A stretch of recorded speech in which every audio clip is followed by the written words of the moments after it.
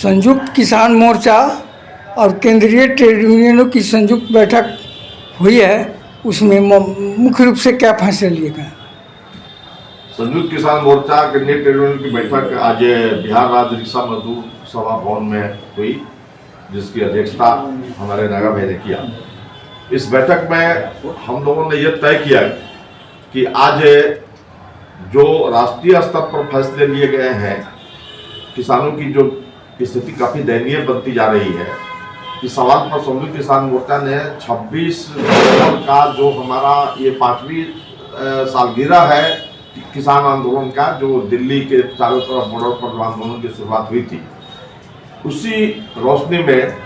पूरे हिंदुस्तान के जिला मुख्यालयों पर प्रदर्शन और धरना किया जाएगा। और पश्चिम चंपारण के जिला मुख्यालय पर भी आज तय किया गया कि हम लोग बहुत एक विशाल धरना का आयोजन करेंगे। यह इसलिए कि एमएसपी को जो घोषणा हमारे प्रधानमंत्री ने किया है, वो 2369 रुपये प्रति क्विंटल धान का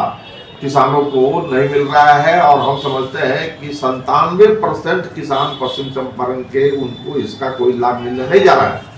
ये आनंद फानंद में प्रधानमंत्री और केंद्र सरकार द्वारा लगातार ये घोषणाएं की जा रही है और किसानों को लूटा जा रहा है, जबकि आज किसान 1600 रुपये 1700 रुपये प्रति क्विंटल पर धान अपना पूरे जिले में बेच रहे हैं और इसको कोई देखने वाला नहीं है। दूसरी बात कि अभी स्वामीनाथन के जन्मदिन पर बहुत बड़ा समारोह हमारे प्रधानमंत्री करते हैं, लेकिन स्वामीनाथन कमीशन के अनुशंसाओं को लागू करने के लिए प्रधानमंत्री ने कभी भी नहीं सोचा, और उसके आधार पर हमारी संयुक्त किसान मोर्चा ने तय किया है कि स्वामीनाथन कमीशन के अनुशंसाओं के आधार पर और फसल में लागत का 1.5 गुना दाम के सवाल को जोड़ते हुए 3012 रुपये प्रति क्विंटल धान का दाम होना चाहिए, जो नहीं मिल पा रहा है। इस तरीके से 1600 रुपये जो धान प्रति क्विंटल जो दिया जा रहा है, और 1400 रुपये से ज्यादा किसानों को का धान का कीमत जो है वो सरकार द्वारा लूटा जा रहा है। इसका सख्त विरोध करते हुए आक्रोश व्यक्त कर रही है संयुक्त किसान मोर्चा, और साथ साथ ये भी कर रही है कि गन्ना का जो दाम है वो 500 रुपये प्रति क्विंटल से कम नहीं होना चाहिए। और फिर बिजली जो है, नई बिजली नीति को वापस करने का जो सवाल है, स्मार्ट मीटर को समाप्त करने का सवाल है, और जो कर्ज हमारे किसान लिए हुए हैं, कर्ज के बोझ से जो दबे हुए हैं, कर्ज को माफ करने का सवाल है, और 5 डिसमिल जो जमीन, आवासीय जमीन भूमिहीनों को जो देना था, वो सवाल अभी तक अधूरा पड़ा हुआ है, उसको पूरा करने के लिए, और फिर नौजवानों को बड़े पैमाने पर रोजगार मिले।